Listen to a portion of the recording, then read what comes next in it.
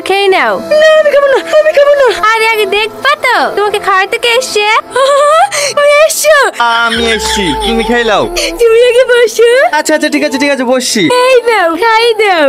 আমি হ্যাঁ তুমি আগে আমাকে যেভাবে খাই দিতি সেইভাবেই খাই দাও। একদিন হয়ে গেল তোমার তো কিচ্ছু খাইনি।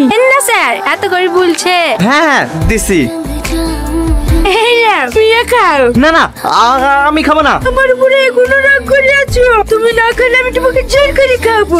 খাও খাও না শোনা, খাও খাও মজা খাও। তো ধ্যাৎ। বাহ, খুব সুন্দর ব্যবহার করছো তো তুমি। করো করো, আমি একটু দেখি। স্যার আপনি?